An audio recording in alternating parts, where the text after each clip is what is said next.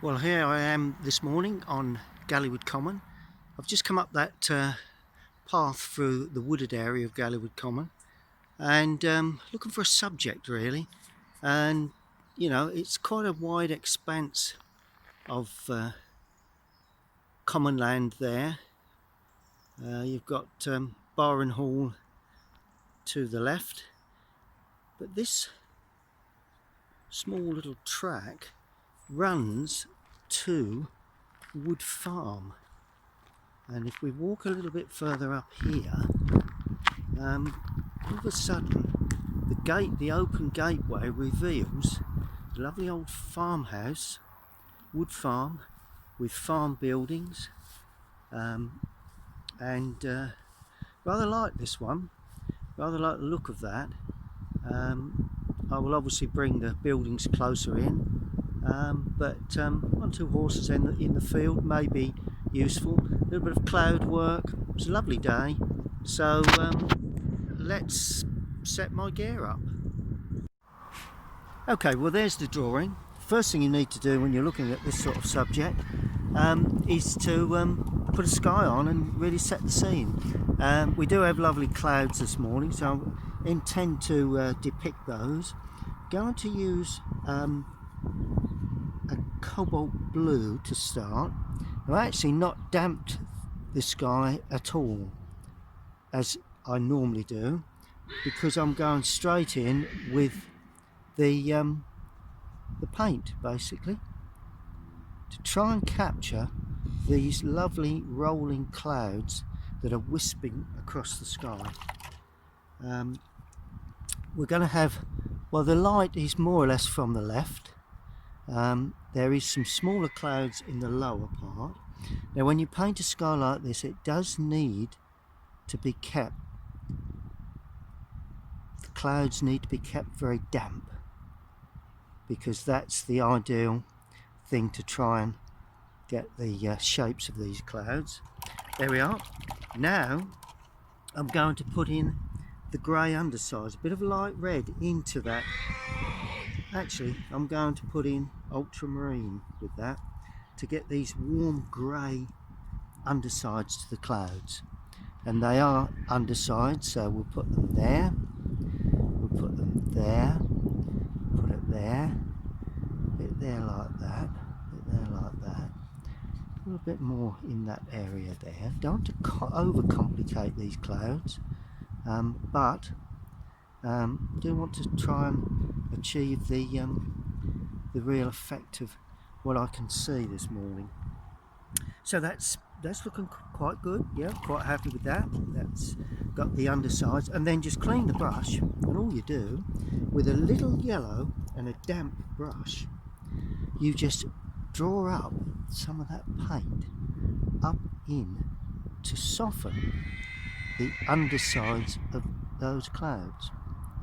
And all of a sudden you've got the lovely tops of the clouds crisp. Just crisp that up a little bit, and the undersides of the clouds are very sort of slightly shaded really. And that's what I see this morning. And so, you know, just put down what you see and just a little darker stuff here and there on the undersides of a couple of them. That will dry considerably lighter, as we all know. Excuse me. So that's more or less the cloud, the basis of the cloud. Let's just bring a bit more yellow up into that one. There we go. And a bit more yellow up into that one around that. I like the idea of a light area around one chimney, dark around the other perhaps. So that's the cloud shapes. Now all we need is a bit of colour on the land really. It is green. I'm going to use raw sienna. Oh, it's a bit heavy. Clean the brush, don't want too much raw sienna in there, and just take that away. So that's our raw sienna for the basis of the landscape. Now as we come forward, we use a bit of cadmium yellow because obviously the field is green. I'm going to paint around that horse at the moment, paint around both of them actually. Whether they will be the dark sort of colours or whether they'll be lighter, I'm not sure at this moment. And then I'm putting on even stronger cadmium yellow as I come forward. And then, just to give a suggestion of shadow, I'm putting into that ultra Prussian blue, just to give a sense of shadow, and more or less mixing on the paper. And one of the horses are not much pleased, I think. Wanted to go for a run this morning. And then for the track, very light track, that's light red in with that raw sienna, but as you come forward you intensify the light red, my old trick, and then I put in a little bit of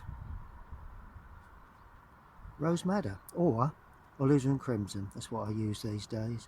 Used to use rose madder, James Fletcher Watson's colour, that.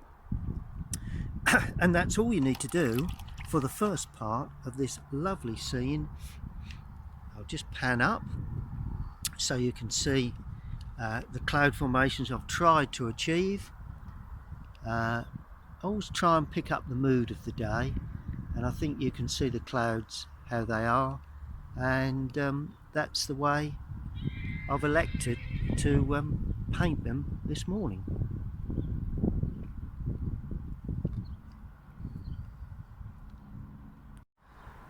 Okay, well that's beginning to dry now, and I'm going to paint the building.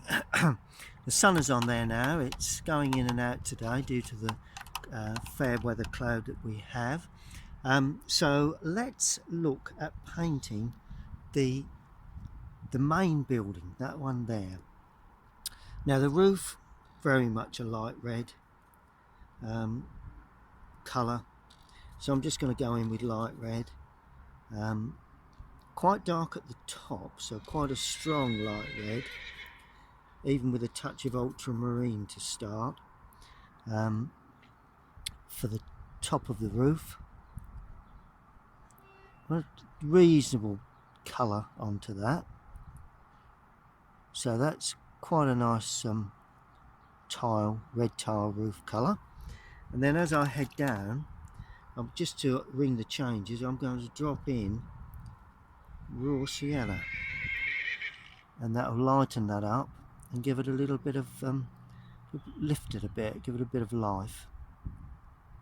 Yeah, so we've got a light area through to dark area through to a little bit lighter there, because under that eave will be the shadow from the overhanging roof line. Now the sunlit side, it's a little bit more brown in that, although it's still very light. Chimney is slightly different colour. So, and there is a white barge board. I've got to try and keep that if I can. Lost it a little bit there, but so that's the suggestion there. Painting around the little building in front. Now I'm going to drop in a little bit more light red with a little bit more burnt umber on that, just at the top of that, just to give it a little bit of texture. Will dry back very nicely. And of course the other side, the front of the building there, will actually be fairly light, but it's slightly away from the light, so I'm going to use raw sienna, and I'm going to use light red. Start off with a really medium tone, painting around the windows. I want those to remain white paper at this early stage, and then as we head down there again, I'm going to lighten that with some raw sienna. Something that I do quite often with buildings, try and give them a bit of texture. Now the chimneys, they're going to be like a grey brick really, ultramarine, and I'm going to use ultramarine and burnt umber, but I'm going to put in a bit of raw sienna too, which gives them a slight browny yellow colour. I'm going to paint the fairly dark. I'm not too worried if they run into I'm not painting the shadow sides this moment. That's it. Let's just run over there. So what I do if it does that, just get a bit of kitchen towel while it's still dry and damp, and just lift it away. That's fine. Yep, that's looking good. I like to use as big a brush as I can. Don't want to use too smaller brushes for these areas. Always nice to have a really large brush. Right, now I'm going to bash on now and try and create the rest of the roof lines. This one is quite light, so I'm dashing this in very quickly at that stage there, and that heads down through that building, finishes about there. Bit of angle to that, and as always, as we go behind this hedge or this tree, I'm just going to add a touch of water and just draw that across. More or less goes out of picture there, I think. So we're not too concerned what happens behind there because there's a tree there. That's it. So that's all you need to do for that. It's coming along quite nicely. Everything seems to be working, and a little bit more raw sienna in that for the building there. It's a lovely old roof, old outbuilding. I think that actually heads towards the barn, so we'll put that in. It's not very light, so it's not going to interfere with anything we've got there. Now we have this shed. The roof is of a grey, and I'm going to use Prussian blue and Indian red for that, to get the roof on there like that. Try not to depict everything, you know what I mean, it needs to be suggested. And then I'm going to add a bit more burnt umber for the frontage or side of the building, and then of course the other side's in shadow, so that will need to have considerable more colour. So I might as well put that in now. Ultramarine and Indian red. There we are, let's try that. A nice cool grey. Well, it's warm grey actually, but it's a bit more blue as a cool grey.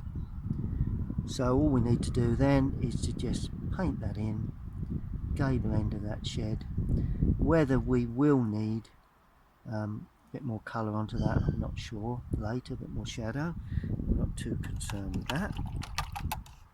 And then we get some very, very dark colours again. Ultramarine, Indian red, it's not a bad colour to have. A bit of burnt umber with that, just to give it a bit more depth. So there's that gable end there. Using a brush that doesn't point to try and pick up. Oh, there's a bit of brickwork under that, so I'm going to have to watch that. A couple of openings there, so that runs into brickwork. So let's pick up a bit of brickwork colour and just blend that through. There we go.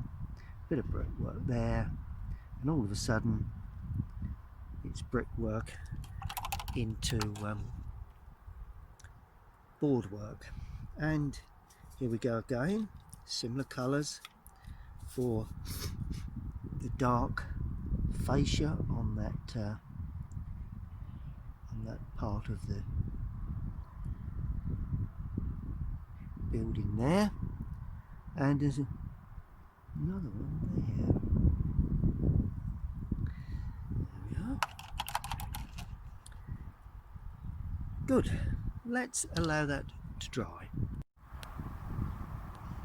Okay, we're continuing now with we're going to look at painting the distant trees there. So I've damped the paper, normal technique that I use. I'm going to use we're going to use cerulean, probably. Cerulean. Good morning, how are you? Good, okay, now let's continue with painting this lovely little subject. Now, as I said, I'm going to paint the distance first, so I'm just dampening that first in the distance there, and then into that I'm going to paint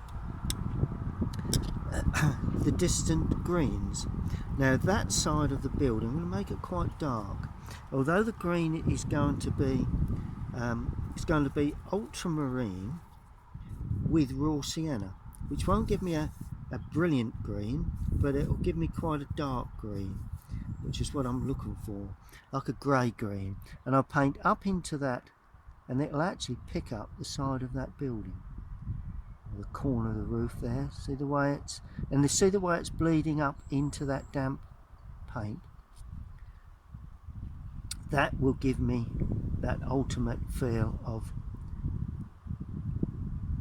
light on the corner of that building. There we are. And then there is a building in the distance that runs across. Good. And what I'm going to do with the damp brush again, I'm just going to settle that down so as to pick up the shape of that particular building, and that goes off into the distance like that, which is sort of effect that I'm looking to achieve, really. So that's a lovely bit of depth. Morning. Okay, now to the left hand side of the building we've got another tree. Now that one I don't think we want quite as dark, but it needs to have a bit of depth because there's a sunlit side of that building. So I'm going to use ultramarine again, but this time I'm going to use cadmium yellow. That'll give me quite a nice green, but not got a bit more punch to it. It's not as distant as that. That's a distant grey green, and we pick up the corner of the building like that, the overhang of the roof line, and we shape the corner of the building like that with that tree. There we are. And just drying the brush a little, trying to get a little bit of texture to the top of that tree like that. There we are, a little bit of bluey green, bit of texture there. And as I come down, adding a real sort of punchy green to that,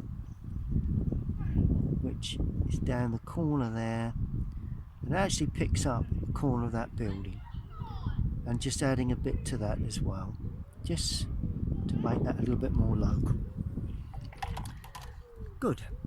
Now we got quite a yellowy green now to this part there, much lighter, so allows that to create that lovely light feel to that part of a bit more yellow in there. There we are, quite a local green that. Could do with a bit of raw sienna in there just to, and that's too much. Just needs a bit of raw sienna just to give it a lift, really. I think that's it. So that's that. Then we have a bit of brown in there now with the Prussian blue and cadmium, and this gives us a slightly different sort of feel to that tree.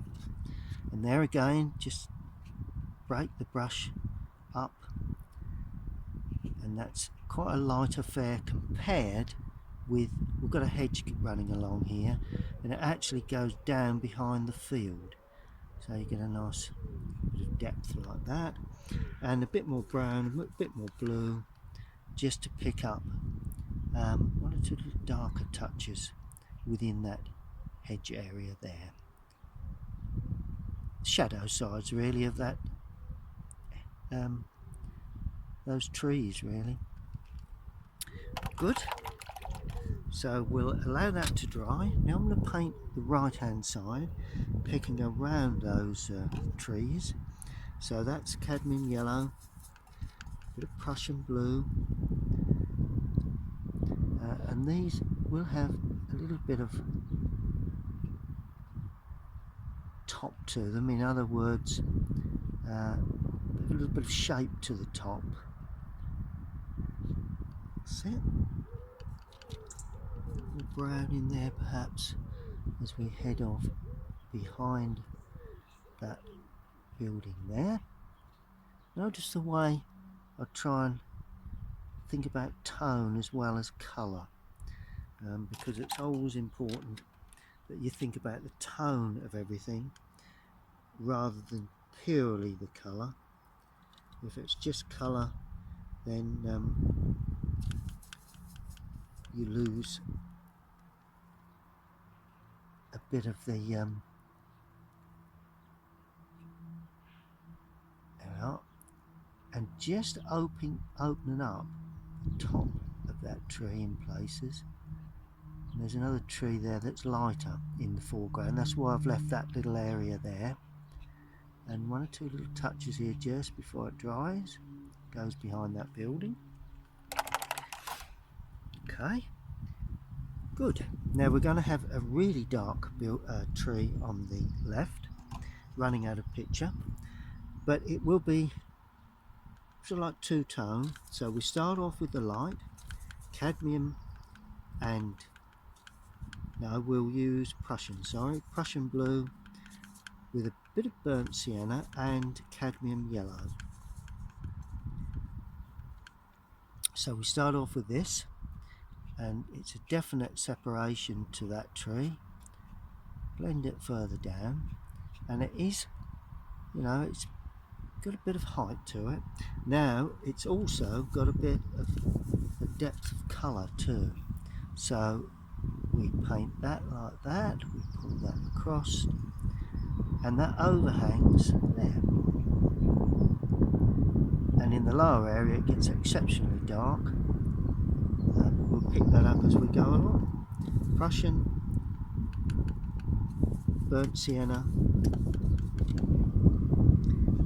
really dark in the lower area, like that. And of course at the top there, this is where you get tone, depth. A bit of burnt sienna too going in there. See the way I've really picked up a real deep tone, and that I hope will show the sunlight on that field sweeping across towards the building. And of course with this dark colour we can work it back in towards the building, just like that really. Nothing too difficult there, a little bit of a dark touch to that one there. Good. And the right hand side, that's that tree, large tree there, just a bit more yellow in there, and this has sort of like drags up. It's a different strata. It's probably I think a row of poplar trees actually, and stand up quite a feature of this painting. So it needs to be stroked in the shape from which they grow. You know, the type of spiky shape that they grow, and all very loose to start with. And then we use a deeper tone now, just to show the way the tree actually stands up. And if you can depict that, then there's no reason why. My iPad, because I have to show you this photo. Oh, lovely! Just turn the camera a touch so you can just see the way I paint this side of that tree. Going to go in with some stronger colour now at the base of this. There is another lighter tree there, that point, so that's going to be left light, and as I head down it just gets darker really. Not that difficult to paint.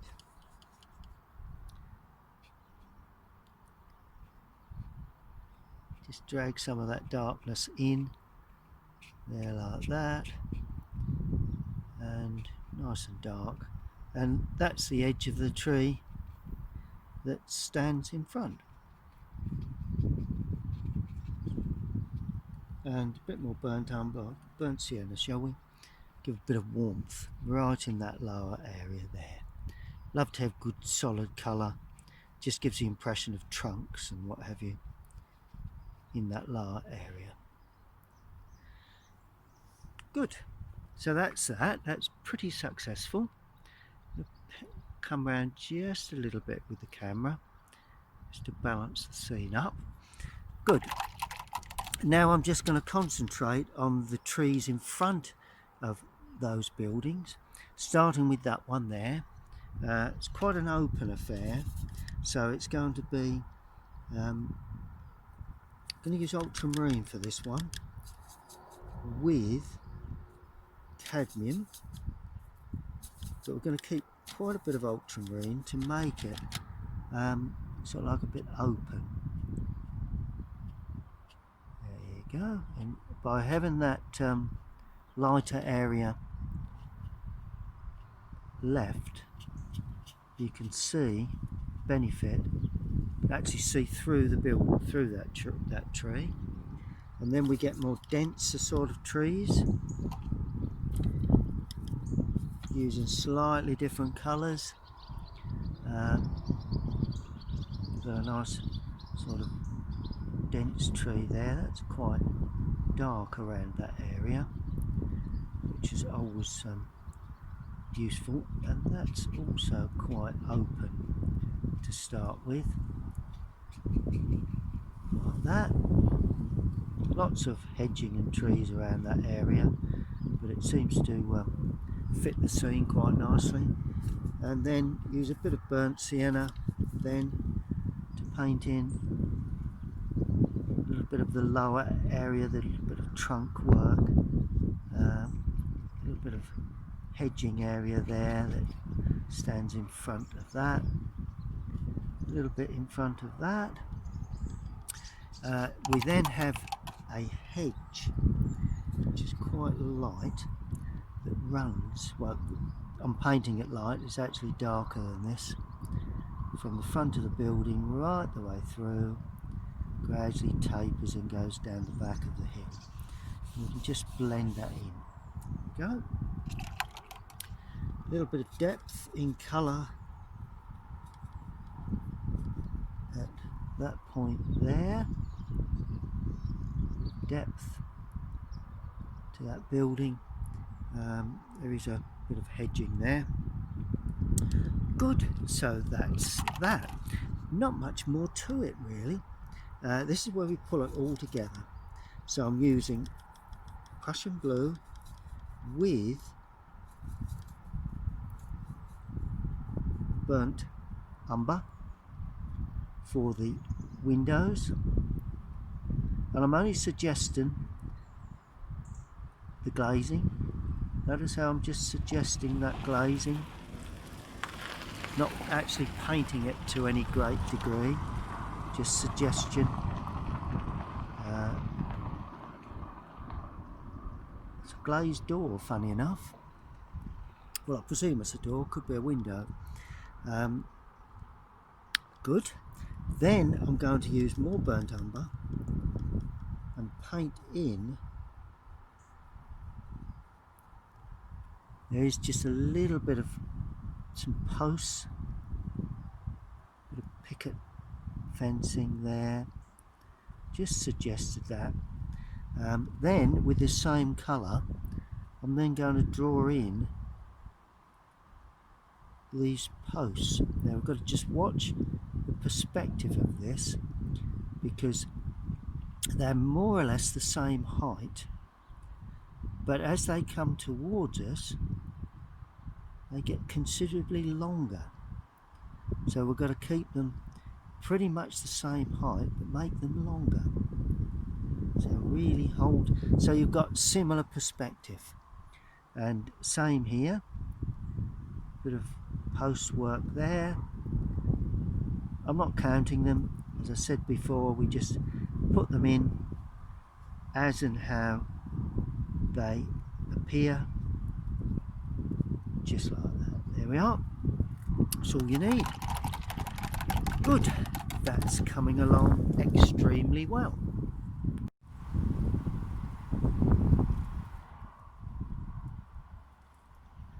Now I'm going to paint in the horse. Now that's going to be brown.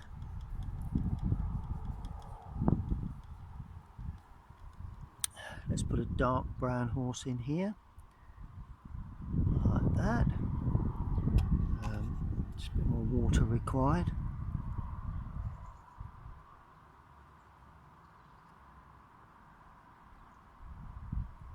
The neck, the way the back of the horse comes down and round, and then of course the legs. Front legs quite spindly. The belly of the horse, and then of course we have leg at the back, like that, and leg there like that, and make them a little bit longer.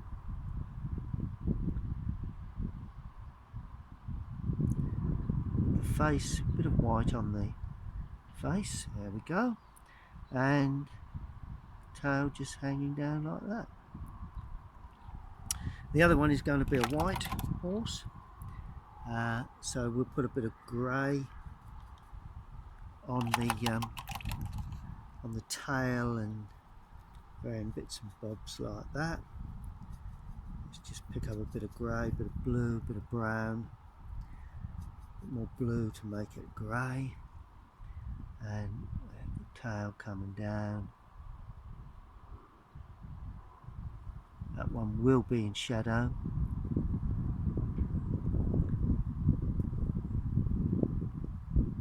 Good. Okay, so that fits the bill there. Now what's required is the good old shadow work. Okay, now let's get in the shadows. Now for the shadows, I'm going to use ultramarine, French ultramarine or ultramarine blue with Indian red. Use that quite a lot for my shadow work, and I think that fits the bill today. Don't be too dark, although nice to have a bit of depth in our shadows. Right, let's look at the chimneys. So we paint those in dark like that. Although they're cream, we get them in dark. There is a surround around the chimney and the shadow side like that, and the shadow side there, a bit of a brickwork surround at the top, leaving a bit of white. Sun comes from the right, so we have a shadow that heads off up onto the roof there, like that. Then we have a lovely cast and shadow under the gutter line of that building there. Lovely deep shadow because the sun is just coming right down round. Okay, and then of course we have shadow inside the window reveal and the door reveal there, like that. Good, that's pretty much as planned. We have a shadow from the overhang of the gable end roof line there. We do see a small shadow down there, nothing too wide, and a lovely shadow on the window. No need to paint the glazing, just put the shadow in. We have a shadow on that side of that building there. I want to make it cast a shadow across, shadow under there, all of a sudden that building has come into perspective and life. Small shadow under the overhang there. We have shadow there that runs through behind those trees. We'll put a shadow onto that roof there. That's cast across, but you won't see all of it because of that tree. We also have shadow on that roof there and down that side. Don't forget that side as well. See, these shadows, they show the subject up. They're so very, very important to these sorts of well, any painting really. If you get the right shadow in the right places, then you're pretty much heading towards a decent painting. A little bit of shadow work there from those trees. Probably wouldn't have any, but can't see any at this moment, but I'm going to put that in because it's always useful, even if it's not there, just to help the feel of a mystical sort of feel to this subject. Then of course we want the light on the building. Then of course we have the shadow from the posts that runs across the track like that, the base of each post, and of course the shadows get longer as they come towards us, and that's this perspective business. So we have shadows there like that, and I'm not picking up every one, leave it to the viewer, and the shadows get longer as they come into the foreground like that. We have shadows under the horses like that.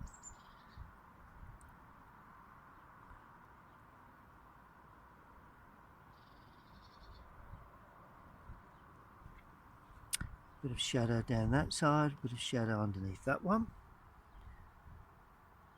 Good, good, good. That looks pretty good to me. We're getting there. And then finally we need shadow in the foreground. Not really got a large enough brush, but I'm going to bash it in with this shadow anyway. A bit more blue in that. Let's make certain that we get a bit of cool shadow to start with. Don't want to remove any of the shadows that we've got there from the area there, but overall pretty pleased with that. That's coming along, well, it has come along particularly well. A bit of warmth in these shadows in the foreground. Just sweep that across. We do have a bit of atmosphere here today due to the cloud work in the sky, so consequently we need to try and depict that. A little bit of work to be done on the track, a bit of burnt sienna for the edge of the track area there like that, and that runs in to that shadow area, and a little bit here just so as we can define the track along the edge there. Good, that's looking pretty good to me. Okay, birds in the sky, bad thing to put in last minute. Let's get those in. I always like birds to be put into the sky area, probably around that sort of area there. A couple there. We'll have another couple of smaller ones there like that, and a larger one there. Good, we'll allow that to dry. Well, there's the scene that took my eye this morning on Galleywood Common. just the edge of Galleywood Common. That's Wood Farm, and this is the way I've depicted that particular scene. Lovely subject. I have painted this before, but not in recent years, but thought that worked out quite well in the end. It's a good exercise, buildings, and really just needs signing. So let's bring the camera down just a tad, because I'm going to sign it in this bottom right hand corner here. Always important that you sign them. Future reference. And just want to improve on that gate post, that large gate post there. That's quite a feature of this. And there is one here, I do believe, so let's put that in just to help balance that. A little bit more interest there, but other than that, I hope you've enjoyed that demonstration, and please stay tuned to my YouTube channel, where I'll be uploading more of these plein air paintings very soon. Keep well and keep painting. Well, that's the scene completed, and that's the view